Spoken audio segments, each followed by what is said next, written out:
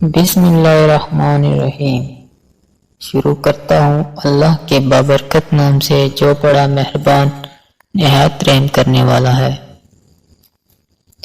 اللہ پاک ہم سب کے صغیرہ کبیرہ گناہوں کو معاف فرمائے اور ہم سب کو صراط المستقیم پہ چلنے کی توفیق عطا فرمائے۔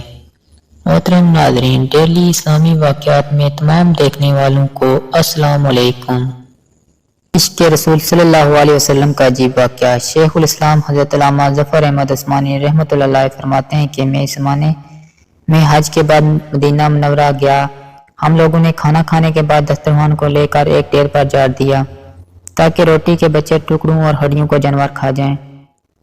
تھوڑی دیر کے بعد جب میں اپنے کمرے سے باہر نکلا تو یہ دیکھ کر حیران رہ گیا کہ ایک خوبصورت 9 سال کا بچہ ان ٹکڑوں کو چن چن کر کھا رہا ہے۔ مجھے بہت افسوس ہوا، بچے کو ساتھ لے کر قیام گاہ میں آیا اور اسے پیٹ بھر کے کھانا کھلایا، کیونکہ میں ایسی ہستی کے شہر میں تھا جو غریبوں کا والی اور غلاموں کا مولا تھا۔ میرے اس برتاؤ کو دیکھ کر بچہ بے حد متاثر ہوا۔ میں نے چلتے وقت اس سے کہا کہ بیٹے، تمہارے والد کیا کرتے ہیں؟ اس نے کہا میں یتیم ہوں۔ میں نے کہا بیٹے میرے ساتھ ہندوستان چلو گے، وہاں میں تم کو اچھے اچھے کھانے کھلاؤں گا، عمدہ عمدہ کپڑے پہناؤں گا، اپنے مدرسے میں تعلیم دوں گا۔ جب تم عالم فاضل ہو جاؤ گے تو میں خود تم کو یہاں لے کر آؤں گا اور تمہیں تمہاری والدہ کے سپرد کر دوں گا۔ تم جاؤ اپنی والدہ سے اجازت لے کر آؤ۔ لڑکا بہت خوش ہوا اور اچھلتا کودتا اپنی والدہ کے پاس گیا۔ وہ بیچاری بیوہ دوسرے بچوں کے اخراجات سے پہلے ہی پریشان تھی۔ اس نے فوراً اجازت دے دی۔